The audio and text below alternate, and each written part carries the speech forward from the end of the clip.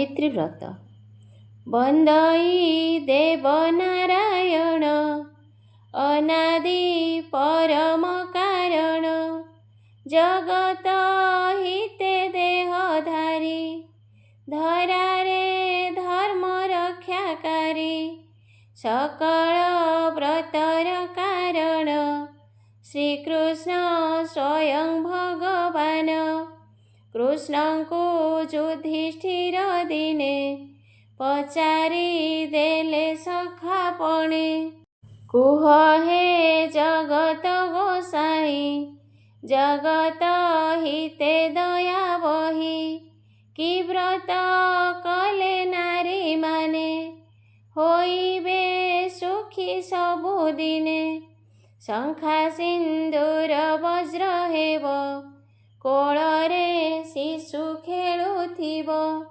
सौभाग्यवती धनवती हेबे से पतिव्रता सती वैधव्य दशा न भोगिबे मरणे स्वर्ग प्राप्त हेबे धर्मराजंक वाक्य शुणी हसी कहन्ति चक्रपाणी सधवा नारी मानकर सकल व्रत मध्ये सार सावित्री व्रत अटे से कथा शुण मन देई ज्येष्ठ मासर कृष्ण पक्ष अमावास्या कुकर लक्ष्य सावित्री 59 से दिन ए व्रत होई व्रतर फल स्वरूप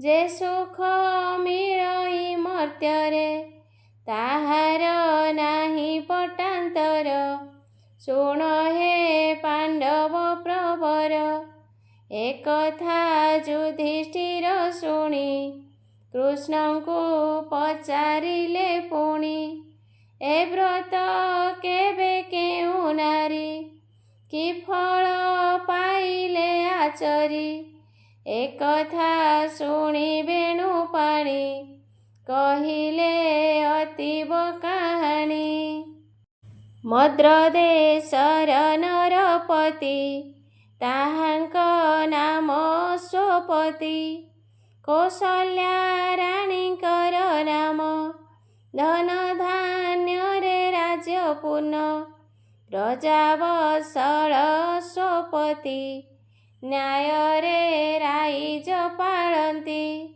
राजा राणीक बड़ चिंता न थाए पुत्र की दुहिता कोଳରେ नथिले संतान पूर्णता न लभे जीवन राजा राणी जे दुखे थिले एथकु उपाय चिंतिले साधु पंडित मत नेले सावित्री यज्ञ आचरिले 18 वर्ष विरत चालिला होमाहुति मंत्र पूर्णाहुतिर पूर्व निशी सपने राणी हेले खुशी सुंदरी झियटीए केही मामा बोली डाक देई राणीको कोळे खेलुथिला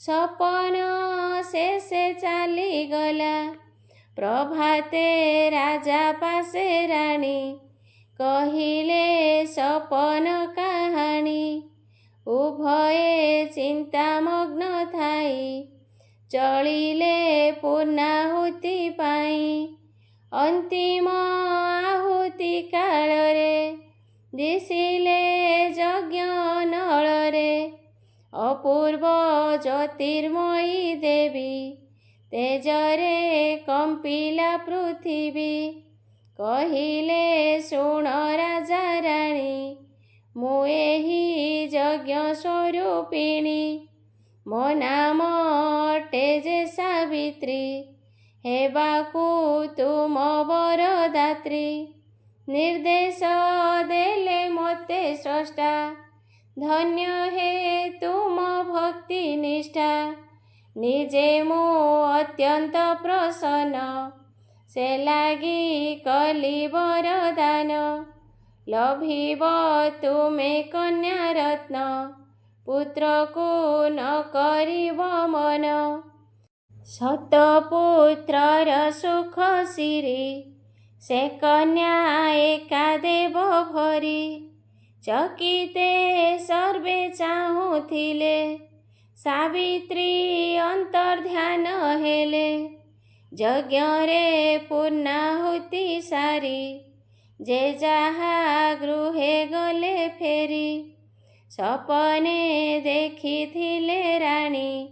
ସେ ଥିଲା ସପନ କାହାଣୀ, ଘଟିଲା ଯଜ୍ଞଶାଳେ ଯାହା। ଅସତ୍ୟ କେ କହିବା ତାହା, ଯାଇଛି ଅଳ୍ପ ଦିନ ବିତି। ରାଣୀ ସେ ହେଲେ ଗର୍ଭବତୀ, ରାଜାଙ୍କୁ ଚାହିଁ ଦେଲେ ହସି। ପ୍ରୀତିର ଅମୃତ ବରସି, ଆସିଲା ମନେ ଆଶା ଜଳି। ମରୁରେ ମାରିଲା ବିଜୁଳି, ଉଚିତ ସମୟ ଅନ୍ତରେ। ସେ ଏକ ଅମୃତ ଲଗ୍ନରେ, ସ୍ୱର୍ଗ ସୁନ୍ଦରୀ କନ୍ୟା ରତ୍ନ। ରାଣୀଙ୍କ କୋଳେ ନେଲା ଜନ୍ମ, ସାବିତ୍ରୀ ଯଜ୍ଞ ପୁଣ୍ୟ ଫଳେ। ଯେ କନ୍ୟା ଜନମିଲା କୋଳେ, ପିତା ମାତା ଯେ ପାତ୍ର ମନ୍ତ୍ରୀ। ତା ନାମ ରଖିଲେ ସାବିତ୍ରୀ, ଶୁକ୍ଳ ପକ୍ଷର ଶଶୀ ପରି। ବଢ଼ିଲା ସାବିତ୍ରୀ କୁମାରୀ, ଛୁଇଁଲା ଯେବେ ଯୌବନ। ପିତା ମାତା ଯେ ଚିନ୍ତାମଗ୍ନ, ନ ଖୋଜି କନ୍ୟା ପାଇଁ ବର। ଡକାଇ ଦେଲେ ସ୍ୱୟଂବର, ଆସିଲେ ଯେତେ ଯୁବରାଜ। ବାହୁଡ଼ି ଗଲେ ପାଇ ଲାଜ, ସାବିତ୍ରୀଙ୍କର ତେଜ ଜ୍ୟୋତି। ମନରେ ତାଙ୍କ ଦେଲା ଭୀତି, ନିଜକୁ ଅଯୋଗ୍ୟ ବିଚାରି। ଯେ ଯାହା ବାଟେ ଗଲେ ଫେରି, ସ୍ୱୟଂବର ଯେ ଭାଙ୍ଗିଗଲା। ଏ ବଡ଼ ପ୍ରମାଦ ହୋଇଲା, ଉପାୟ ନ ପାରିଲେ ଜାଣି। ଚିନ୍ତାରେ ଥିଲେ ରାଜା ରାଣୀ, ଦିନେ ମାଣ୍ଡବ୍ୟ ଋଷି ବର। ପ୍ରବେଶୀ ରାଜାଙ୍କ ନର, କୁଶଳ ବାର୍ତ୍ତା ପଚାରିଲେ। ସକଳ ବିଷୟ ଶୁଣିଲେ, ଉପାୟ ଏକ ଭାବି ଚିନ୍ତି। କହିଲେ ଶୁଣ ଅଶ୍ୱପତି, ନିଜର ସ୍ୱାମୀ ନିଜେ ବାଛି। କହିବ ତୁମକୁ ସାବିତ୍ରୀ, ଦିଅ ବିହିତ ଅନୁମତି। ସାବିତ୍ରୀ ଖୋଜୁ ନିଜ ପତି, ରାଜା ଯେ ଅନୁମତି ଦେଲେ। ବିହିତ ଆୟୋଜନ କଲେ, ସଖୀମାନଙ୍କୁ ସଙ୍ଗେ ଧରି। ରଥେ ଚଳିଲେ ସାବିତ୍ରୀ, ଭ୍ରମୀ ନଗର ଗିରିବନ। ଦେଖିଲେ ରମ୍ୟ ତପୋବନ, ସେ ତପୋବନ ଆଶ୍ରମରେ। ଋଷି ତପସ୍ୱୀ ଗହଣରେ, ଥିଲେ ଯୁବକ ଜଣେ କେହି। ଦେବସୁଲଭ ରୂପ ବହି, ତପୋବନେ ସେ ତପୋଧନ। ତେଜରେ ସମ୍ଭ୍ରାନ୍ତ ଲକ୍ଷଣ, ଦେଖି ସେ ଯୁବକୁମଣିକୁ। ପ୍ରୀତି ଛୁଇଁଲା ସାବିତ୍ରୀକୁ, ଦେଲା ସେ ମନ ପ୍ରାଣ ବିକି। କହିଲା ଫେରି ଚାଲ ସଖୀ, ସର୍ବଶୁଭରେ ବାହୁଡ଼ିଲେ। ପ୍ରସାଦେ ପ୍ରବେଶ ହୋଇଲେ, ଏକାଳେ କରି ବୀଣା ବାଦ୍ୟ। ପ୍ରବେଶ ହୋଇଲେ ନାରଦ। ତାହାଙ୍କ ପାଦେ ଜାଳିମତି ନମିଲେ ରାଜା ଅଶ୍ୱପତି। ସାବିତ୍ରୀ କଲେ ପ୍ରଣିପାତ ନାରଦ ଦିଶିଲେ ଚିନ୍ତିତ। କହିଲେ ଶୁଣ ଅଶ୍ୱପତି ଉଚିତ ନୁହେଁ ତୁମ ନୀତି। ଏହି ଯେ ବିଧିର ବିଧାନ ଦେବାକୁ ହେବ କନ୍ୟାଦାନ। ତୁରନ୍ତ ଦାନ ମହାପୁଣ୍ୟ। ଦେଖି ସେ ଯୁବକମଣିକୁ ପ୍ରୀତି ଛୁଇଁଲା ସାବିତ୍ରୀକୁ। ଦେଲା ସେ ମନ ପ୍ରାଣ ବିକି କହିଲା ଫେରି ଚାଲ ସଖୀ। ସର୍ବଶୁଭରେ ବାହୁଡ଼ିଲେ ପ୍ରାସାଦେ ପ୍ରବେଶ ହୋଇଲେ। ଏକାଳେ କରି ବୀଣା ବାଦ୍ୟ ପ୍ରବେଶ ହୋଇଲେ ନାରଦ। ତାହାଙ୍କ ପାଦେ ଢାଳିମତି ନମିଲେ ରାଜା ଅଶ୍ୱପତି। ସାବିତ୍ରୀ କଲେ ପ୍ରଣିପାତ ନାରଦ ଦିଶିଲେ ଚିନ୍ତିତ। କହିଲେ ଶୁଣ ଅଶ୍ୱପତି ଉଚିତ ନୁହେଁ ତୁମ ନୀତି। ଏହି ଯେ ବିଧିର ବିଧାନ ଦେବାକୁ ହେବ କନ୍ୟାଦାନ। ତୁରନ୍ତ ଦାନ ମହାପୁଣ୍ୟ ହୁଅ ହେ ରାଜା ସାବଧାନ। କହିଲେ ରାଜା ଯୋଡ଼ି ହାତ ମୁନିଙ୍କୁ ସକଳ ବୃତ୍ତାନ୍ତ। ସାବିତ୍ରୀ ଇଚ୍ଛା ଜାଣିବାକୁ ନାରଦ ଚାହିଁଲେ ତାଙ୍କୁ। ସାବିତ୍ରୀ ହୋଇ ଲଜ୍ଜାନତ ଜଣାଇ ଦେଲେ ନିଜ ମତ। ନିମିଷେ ମାତ୍ର ହୋଇ ସ୍ଥିର ବିବ୍ରତ ହେଲେ ମୁନିବର। କହିଲେ ପତି ନାହୁଁ ବରି ନିଜ ଦୁର୍ଭାଗ୍ୟ ଅଛୁ ବରି। ଏବେ ବି ଅଛି ପ୍ରତିକାର ସେ କଥା ମନୁ କର ଦୂର। ନହିଲେ ବରଷ ଅନ୍ତରେ ଯିବ ସେ ସ୍ୱାମୀ ଯମପୁରେ। ନିଶ୍ଚୟ ବିଧବା ହୋଇବ ଏ ମୁନି ବାକ୍ୟ ସତ୍ୟ ହେବ। ଶୁଣିଚ କିତେ ଅଶ୍ୱପତି ମୁନିଙ୍କୁ କରିଲେ ମିନତି। ଫିଟାଇ କୁହ ହେ ମହର୍ଷି ତୁମେ ତ ତିନି କାଳଦର୍ଶୀ।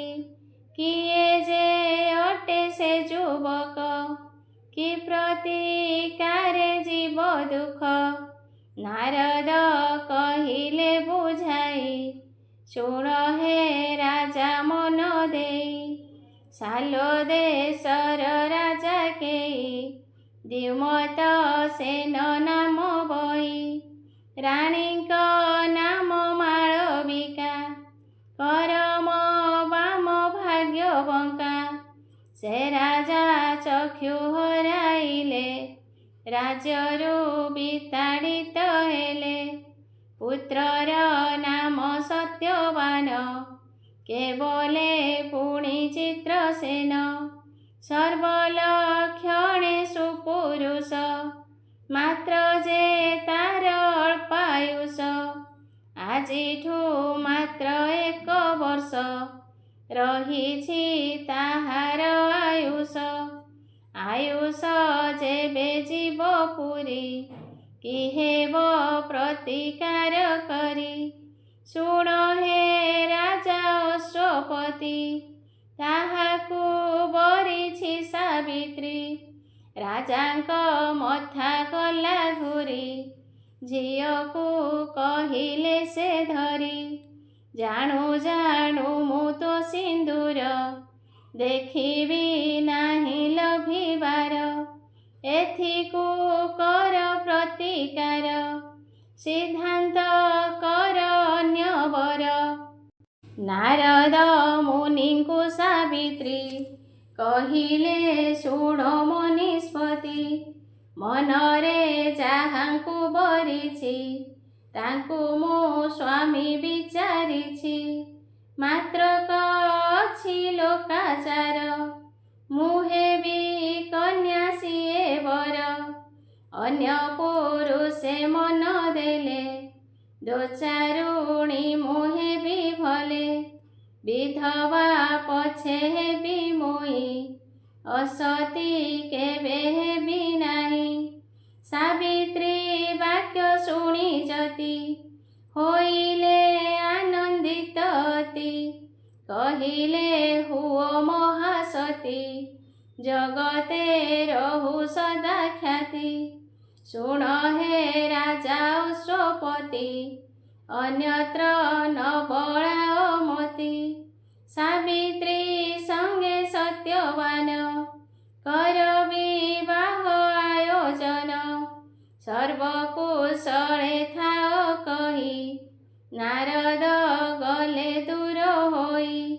ଶୁଭ ଲଗ୍ନରେ ଆନନ୍ଦରେ, ସତ୍ୟବାନଙ୍କ ସଙ୍ଗତରେ। ସାବିତ୍ରୀଙ୍କର ହସ୍ତଗଣ୍ଠି, ପଡ଼ିଲା ଧର୍ମ ସାକ୍ଷୀ ରଖି। ବିତାଇ ତହିଁ କେତେ ଦିନ, ସାବିତ୍ରୀ ସଙ୍ଗେ ସତ୍ୟବାନ। ଗୁରୁଜନଙ୍କୁ ପ୍ରଣମିଲେ, ବନ ପଥରେ ଚଳିଗଲେ। ଶାଶୁ ଶ୍ୱଶୁର ସେବା କରି, ସ୍ୱାମୀ ସଙ୍ଗତେ ସୁକୁମାରୀ। ଆନନ୍ଦେ ଦିନ ବିତାଇଲେ, ସ୍ନେହ ପ୍ରେମରେ ବୁଡ଼ିଗଲେ। ଏମିତି କିଛି ଦିନ ଗଲା, ଶେଷ ସମୟ ଆସି ହେଲା। ନାରଦ ଯାହା କହିଥିଲେ, ସାବିତ୍ରୀ ମନେ ରଖିଥିଲେ। ରହିଲା ଆଉ 4 ଦିନ, ମୃତ୍ୟୁ ଲଭିବେ ସତ୍ୟବାନ। ସତୀ ନାରୀର ପ୍ରଭୁ ସାହା, ବିପଦେ ବନ୍ଧୁ ଚଉବାହା। ସୂର୍ଯ୍ୟ ଚନ୍ଦ୍ରମା ନବଗ୍ରହ, ମାଗନ୍ତି ଯାର ଅନୁଗ୍ରହ। ସେ ପ୍ରଭୁ ଜୀବର ରକ୍ଷକ, ଜନ୍ମ ମରଣ ନିୟନ୍ତ୍ରକ। ଚିତ୍ତେ ସାବିତ୍ରୀ କରି ଧ୍ୟାନ, ପୂଜିଲେ ଲକ୍ଷ୍ମୀ ନାରାୟଣ। ବଣରୁ ଫଳମୂଳ ଆଣି, ସାବିତ୍ରୀ ଛଡ଼ାଇଲେ ପାଣି। ଦେଲେ ସେ ବ୍ରାହ୍ମଣ ଭୋଜନ, ଦାନ ଦକ୍ଷିଣା ବିଧିମାନ। ସପରିବାରେ ଭୁଞ୍ଜାଇଲେ, ନିଜେ ସେ ଉପବାସ କଲେ। ତୁଣ୍ଡେ ଉଚାରି ପ୍ରଭୁ ନାମ, ଦେଲେ ବିତାଇ 3 ଦିନ। ହୋଇଲା ଜ୍ୟେଷ୍ଠ ଅମାବାସ୍ୟା, ସାବିତ୍ରୀ ମୁଖେ ନାହିଁ ଭାଷା। କୁଠାର ହସ୍ତେ ସତ୍ୟବାନ, କହିଲେ ବନେ ଯିବି ଜାନ। ସଂଗ୍ରହ କଲେ କାଠ ଭାର, ଚଳିବ ସିନା ଏ ସଂସାର। କହିଲେ ସାବିତ୍ରୀ ବୁଝାଇ, ଏକାକୀ ଆଜି ଯାଅ ନାହିଁ। ଆଦେଶ କର ଏ ଦାସୀରେ, ଯିବାକୁ ତୁମ ସଙ୍ଗତରେ। ହସି କହିଲେ ସତ୍ୟବାନ, ବଡ଼ ଦୁର୍ଗମ ଘୋର ବନ। ଉପାସେ ତୁମେ ଅଛ ରହି, ଯିବାକୁ ତୁମ ଶକ୍ତି ନାହିଁ। କହିଲେ ସାବିତ୍ରୀ ବୁଝାଇ, ତୁମେ ଶରୀର ମୁଁ ଯେ ଛାଇ। ଶରୀର ମଧ୍ୟେ ଶକ୍ତି ଥାଏ, ଛାଇ ତା ସାଥେ ସାଥେ ଯାଏ। ନୀରବ ହେଲେ ସତ୍ୟବାନ, ମୌନେ ସମ୍ମତି ଲକ୍ଷଣ। ଶାଶୁ ଶ୍ୱଶୁର ଆଜ୍ଞା ନେଇ, ସାବିତ୍ରୀ ଗଲେ ସାଥୀ ହୋଇ। ଘୋର ବନରେ ସତ୍ୟବାନ, କରିଲେ ବୃକ୍ଷ ଆରୋହଣ। କାଠ ହାଣି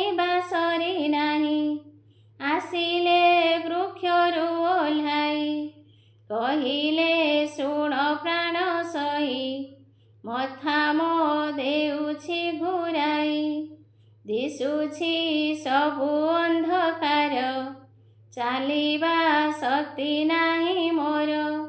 ଶୁଣି ସାବିତ୍ରୀ ହେଲେ ବ୍ୟସ୍ତ, ଭୂମିରେ ପାରିଲେ ପଣତ। ସ୍ୱାମୀଙ୍କ ମଥା କୋଳେ ରଖି, ବସି ନିମିଷେ ଗଲେ ଶଙ୍କି। ସହଜେ ଘୋର ବନ ସେଇ, ସାହା ଭରସା ନାହିଁ କେଇ।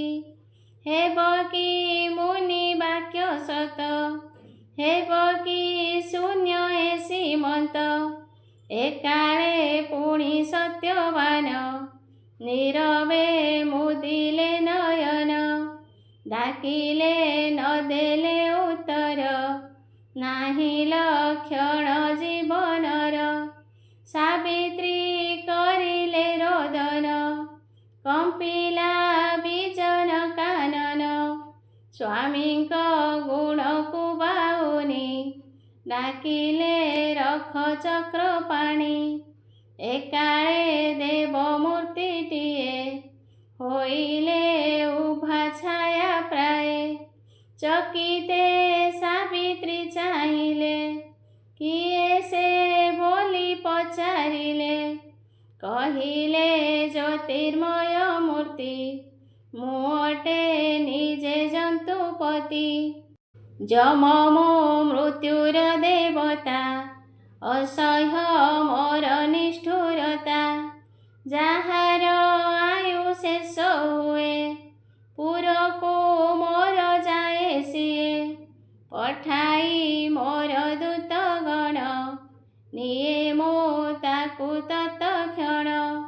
ଯେହେତୁ ତୁମେ ମହାସତୀ, କୋଳେ ଧରିଛ ମୃତପତି। ତୁମକୁ ଡରି ଦୂତ ମୋର, ବାହୁଡ଼ି ଗଲେ ମୋର ପୁର। ସତ୍ୟବାନର ପ୍ରାଣ ପାଇଁ, ଆସିଛି ଏବେ ନିଜେ ମୁଇଁ।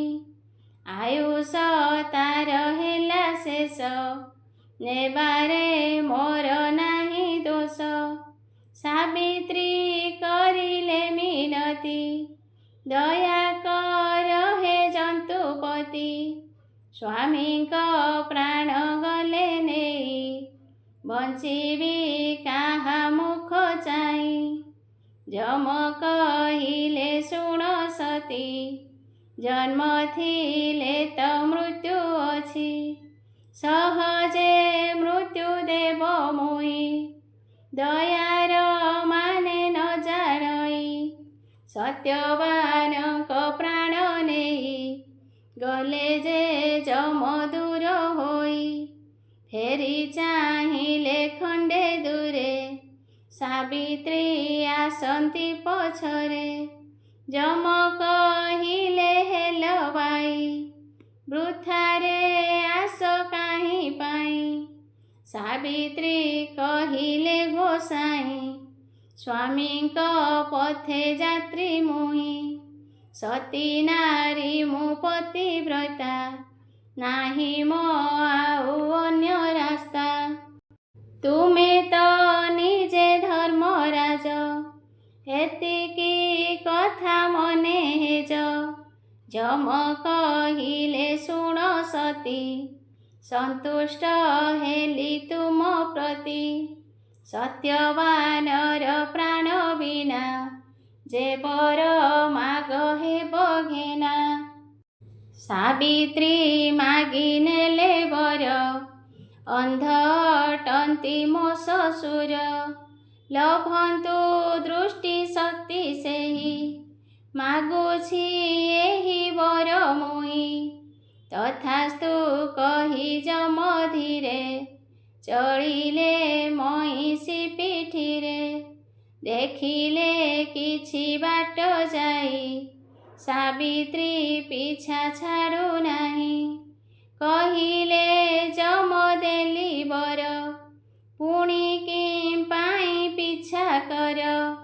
ସାବିତ୍ରୀ କହିଲେ ଗୋସାଇଁ, କି ପୁଣ୍ୟ କରିଥିଲି ମୁଇଁ।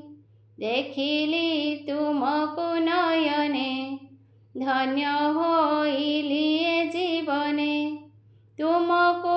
ଛାଡ଼ି ଯିବା ପାଇଁ ମନ ତ ମୋର ବଳୁ ନାହିଁ। ସେ ପାଇଁ ଚାଲିଛି ମୁଁ ପଛେ, ଦୋଷ ଦେଉଛ ମୋତେ ମିଛେ। ଶୁଣି ଆନନ୍ଦେ ଯମଦେବ କହିଲେ ଆନ ବର ମାଗ। ସତ୍ୟବାନର ପ୍ରାଣ ବିନା ଯେ ବର ମାଗ ହେବ ଘେନା। ସାବିତ୍ରୀ କହିଲେ ହେ ଦେବ ଶ୍ୱଶୁରେ ହେଉ ରାଜ୍ୟ ଲାଭ। ତଥାସ୍ତୁ କହି ଯମ ଗଲେ, ସାବିତ୍ରୀ ପୁଣି ପିଛା କଲେ। ପଛକୁ ପୁଣି ଚାହିଁ ଯମ କହିଲେ ବଡ଼ ବିଷମ। ଦେଲି ତୁମକୁ ବେନି ବର, କାହିଁକି ପୁଣି ପିଛା କର। ବିନୟେ କହିଲେ ସାବିତ୍ରୀ ତୁମେ ଯେ ନ୍ୟାୟବନ୍ତ ଅତି। ନ୍ୟାୟ ତ ଦେଲ ନାହିଁ ମୋତେ, ତୁମକୁ ଛାଡ଼ିବି କେମନ୍ତେ। ଶ୍ୱଶୁର ସିନା ହେବେ ସୁଖୀ, ପିତା ଯେ ମୋର ବଡ଼ ଦୁଃଖୀ। ଦୁହିତା ଦୁଇ କୂଳେ ହିତା, ସେ ପାଇଁ ମୋର ବଡ଼ ଚିନ୍ତା। ତାଙ୍କ ଔରସୁ ଶତପୁତ୍ର, ଜନ୍ମି ରଖନ୍ତୁ ବଂଶ ଗୋତ୍ର। ମାଗୁଛି ଏହି ବର ମୁହିଁ, ବିଚାର ନ୍ୟାୟ ଧର୍ମ ଚାହିଁ। ପିତା ଶ୍ୱଶୁର ଦୁହେଁ ଏକା, ମାଗୁଛି ତେଣୁ ଏହି ଭିକ୍ଷା। ତଥାସ୍ତୁ କହି ଯମ ଗଲେ, ସାବିତ୍ରୀ ନ ଛାଡ଼ନ୍ତି ଭଲେ। ପୁଣି ଚାଲିଲେ ପଛେ ପଛେ, ଛାୟା ଯେମିତି କାୟା ସାଥେ। ପଛକୁ ଚାହିଁ ଯମ ରାଜା କହିଲେ ବେଜା ଫେରି ଯା। ସତୀ ତ ବଳେ ଏତେ ପଥ, ଆସିଲ ତୁମେ ଏହା ସତ୍ୟ। ଏପାରି ଶେଷ ସୀମା ଏହି, ତୁମେ ତ ହେଲ ମୋର ଦେହି। ସେପାରି ସୀମା ଛୁଇଁବାକୁ, କେହି ଯେ ନ ଦେବେ ତୁମକୁ। ଏଠିରୁ ହେବି ଅନ୍ତର୍ଧ୍ୟାନ, ସେପାରି ଅଟେ ମହାଶୂନ୍ୟ। ପାଇବ ନାହିଁ ଆଉ ମୋତେ, ଫେରିଯା ସତୀ ନିଜ ପଥେ। ସାବିତ୍ରୀ କହିଲେ ଠାକୁରେ, କି ଲାଭ ଏହି ଜୀବନରେ। ବୁଝେନା ଏପାରି ସେପାରି, କାହିଁକି ଅବା ଯିବି ଫେରି। ସୂର୍ଯ୍ୟଙ୍କ ପୁତ୍ର ତୁମେ ନିଜେ, ଦିଅ ହେ ଜାଳି ତୁମ ତେଜେ। ନହେଲେ ହୋଇବ ପ୍ରଘଟ, ଆଣିଲ ତୁମେ ଏତେ ବାଟ। ଗୋଟିକୁ ଗୋଟି ବର ଦେଇ, ମାୟାରେ ଆଣିଲ କଢ଼ାଇ। ଅବଳା ପ୍ରତି ଅବିଚାର, ନୁହେଁ ତ ଉଚିତ ବ୍ୟବହାର। ଶୁଣି ବିଚାର କଲେ ଯମ, ଏକଥା ହେଲାଣି ବିଷମ। କହିଲେ ଶୁଣ ନାରୀ ବର, ଚତୁର୍ଥ ବର ମାଗିପାର। ସତ୍ୟବାନର ପ୍ରାଣ ବିନା, ଯାହା ମାଗିବ ହେବ ଘେନା। ଆଉ ମୁଁ କିଛି ନ ଶୁଣିବି, ତୁରନ୍ତ ମାଗ ଚାଲିଯିବି। ଯମ ଯେ ହେଲେ ତରବର, ସାବିତ୍ରୀ ମାଗିଦେଲେ ବର। ସ୍ୱାମୀଙ୍କ ଔରସରୁ ମୋର, ହୁଅନ୍ତୁ 100ଟି କୁମର। ତଥାସ୍ତୁ ବୋଲି ଯମ କହି, ଚାଲିଲେ ଆଗକୁ ମୁହାଁଇ। ପଛରେ ଧାଇଁଲେ ସାବିତ୍ରୀ, ଚକିତ ହେଲେ ଯମ ଦେଖି। କ୍ରୋଧରେ କହିଲେ ବଚନ, ସରିଛି ମୋର ବରଦାନ। ବୃଥାରେ ଆସ କାହିଁ ପାଇଁ, ମୋଠାରେ ପ୍ରୟୋଜନ ନାହିଁ। କହୁଛି ଶେଷ କଥା ମୋର, ତୁରନ୍ତ ଫେରି ଯାଅ ଘର। ମୋ କଥା କରିଲେ ଅମାନ୍ୟ, ଭୋଗିବ ତାର ପରିଣାମ। ବିନୟେ ସାବିତ୍ରୀ କହିଲେ, ମୋ କଥା ଶୁଣ ଟିକେ ଭଲେ। ତୁମେ ଯେ ସଂଯମୀ ପୁରୁଷ, ଶୋଭେନା ତୁମଠାରେ ରୋଷ। ନିଜ ବଚନ ନିଜେ ଭୁଲି, କହୁଛ ଯିବା ପାଇଁ ଚାଲି। ସତ୍ୟ ହାରିବ ତୁମେ ଯେବେ, କି ଯଶର ଯିବ ତେବେ। ସ୍ୱାମୀଙ୍କ ଔରସରୁ ମୋର, ଜନ୍ମ ନେବେ ଶହେ କୁମର। ଏ ବର ତୁମେ ତ ଦେଇଛ, ସ୍ୱାମୀଙ୍କ ପ୍ରାଣ ନେଉଅଛ। ମୁଁ ଯେ ଅଟଇ ସତୀ ନାରୀ, ସମ୍ଭବ ହୋଇବ କିପରି। କରିବି କି ବାନପତି, ଉତ୍ତର ଦିଅ ଜନ୍ତୁପତି। ଯମ ଯେ ହୋଇଲେ ଚକିତ, କେମିତି ହାରିବେ ସେ ସତ୍ୟ। ସେହି ସତ୍ୟର ରକ୍ଷା ପାଇଁ, ଯମ ଯେ ନିରୁପାୟ ହୋଇ। କହିଲେ ସାବିତ୍ରୀଙ୍କୁ ଚାହିଁ, ତୁମର ଜୟ ଅଛି ହୋଇ। ତୁମର ସତୀତ୍ୱ ବଳରେ, ଜିତିଲ ଏ ମହିତଳରେ। ବିଷ୍ଣୁ ଯେମିତି ମାୟା ବଳେ, ମୋହିତ ହେଲି ତୁମଠାରେ। ପରଖେ ସତ୍ୟବାନ ପ୍ରାଣ, ତୁମେ ତ ମାଗି ନେଲ ଜାନ।